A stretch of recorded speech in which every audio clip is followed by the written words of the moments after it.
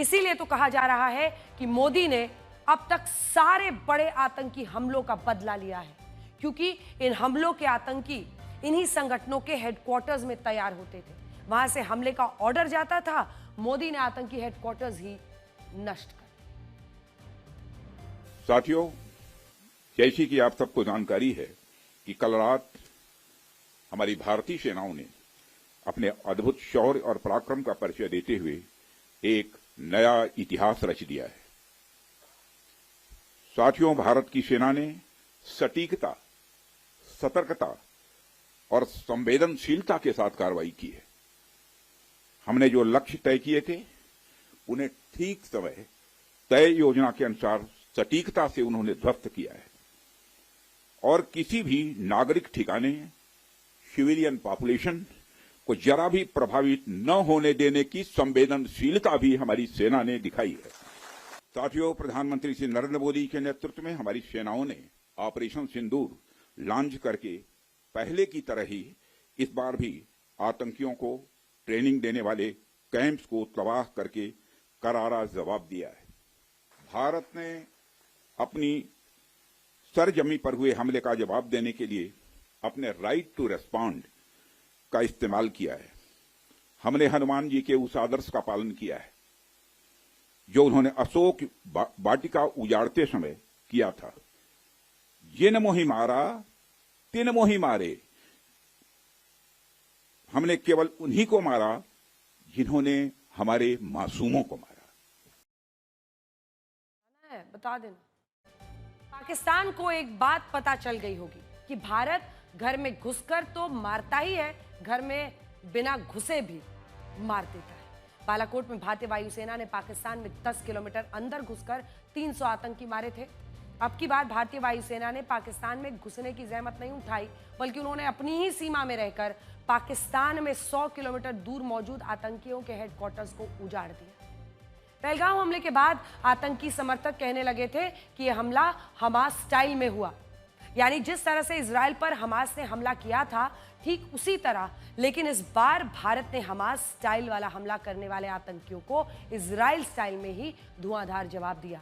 बल्कि यूं कहिए कि आने वाले वक्त में लोग कहेंगे कि इंडिया स्टाइल में कोई भी मुल्क अगर आतंकियों पर ऐसे टारगेट करेगा तो आने वाले वक्त में लोग कहेंगे कि इंडिया वाले स्टाइल में हमला किया है।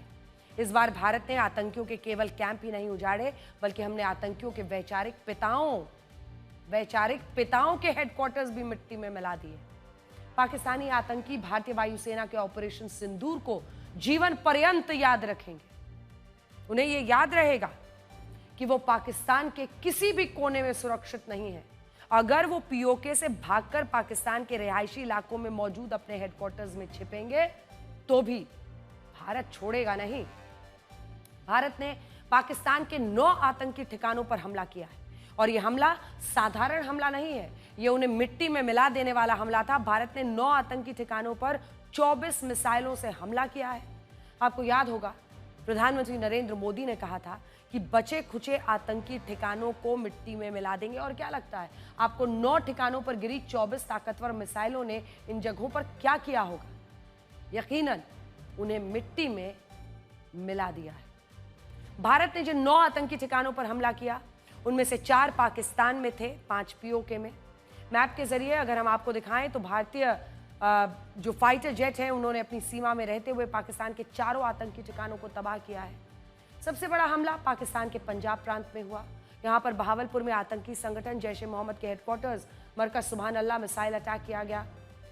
अंतर्राष्ट्रीय सीमा से 100 किलोमीटर दूर है। भारतीय वायुसेना ने अपनी सीमा में रहकर अपनी मिसाइलों से 100 किलोमीटर दूर मौजूद ठिकानों को ध्वस्त किया। दूसरा, पाकिस्तान के मुरीदके में हाफिज सईद के हेडक्वार्टर्स पर हुआ है। यहाँ पर मरकज तबाह हुआ है। एक एक करके ये तमाम जो हमले हुए हैं वो हम आपको दिखा रहे हैं। आप सोचिए, पाकिस्तान सेना कितनी बड़बोली है कि उन्हें लगा कि भारत हमला ही नहीं करेगा। उन्हें लगा कि पीओके से सारे आतंकी पाकिस्तान ले जाएंगे तो भारत वहां हमला नहीं करेगा। भारत ने यह अटैक करके अपनी ताकत का नमूना पेश किया है। भारत ने बता दिया कि पाकिस्तान के किसी भी हिस्से में हमला करने के लिए हमें वहां तक जाने की जरूरत नहीं है, हम यहीं से मिट्टी में मिला देंगे। तो हम आपको फिलहाल बता रहे हैं कि जो ये हेडक्वार्टर है आतंक के, ये हेडक्वार्टर्स हमने पंजाब में, पाकिस्तान में जाकर अगर ध्वस्त किए हैं तो ये भारत की कितनी बड़ी जीत है।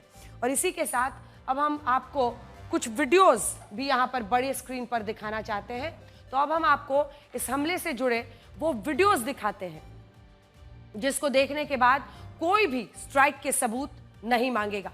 तो आइए अब इस बड़े स्क्रीन पर हम आपको दिखाते हैं बहावलपुर पाकिस्तान, मरकज सुभान अल्लाह जैश ए मोहम्मद का ये हेडक्वार्टर्स, और यहीं पर जब आज पूरा प्रेजेंटेशन भी दिया जा रहा था।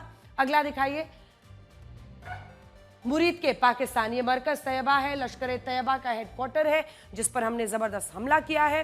और इसी के बाद जो तीसरा है वो मुरीद के पाकिस्तान का है, सियालकोट पाकिस्तान, सर्जिकल कैंप हिजबुल मुजाहिदीन का, जहां पर हमने हमला किया है। और जो अगला है वो भी आपको बता दें, क्योंकि सियालकोट पाकिस्तान, महमूद जोया कैंप, और ये चारों के चारों ठिकाने जो हमने ध्वस्त किए हैं ये पंजाब पाकिस्तान में है। इस बात पर गौर कीजिए क्योंकि अब तक हमने कभी भी, अगर आप एयर स्ट्राइक्स हो, सर्जिकल स्ट्राइक्स हो, हमने पंजाब में हमला नहीं किया था, तभी पंजाब में ये सुरक्षित रखते थे आतंकियों को। अब इसके बाद जो ये तमाम है ये सभी आपने देख लिए, ये पंजाब पाकिस्तान में जो हमने हमला किया है इसका सिग्निफिकेंस बहुत बड़ा है। और ये साथ ही ये भी बताता है कि भारतीय सेना ने इस बार ये ठाना था कि हम जड़ों तक जाएंगे, आतंक के जड़ में हम पहुंचे, और वहां पर हमने इस बार भारतीय सेना ने अपने हमलों से पाकिस्तानी सेना को ही नहीं बल्कि पाकिस्तानी आतंकियों के सरगनाओं को बता दिया है कि वो कहीं छिप नहीं पाएंगे। जिन आतंकी हेडक्वार्टर्स को हमने मिसाइलों से गिराया वो आतंक के सबसे बड़े सेंटर्स हैं। एक एक करके हमने हर सेंटर आपको दिखा दिया है।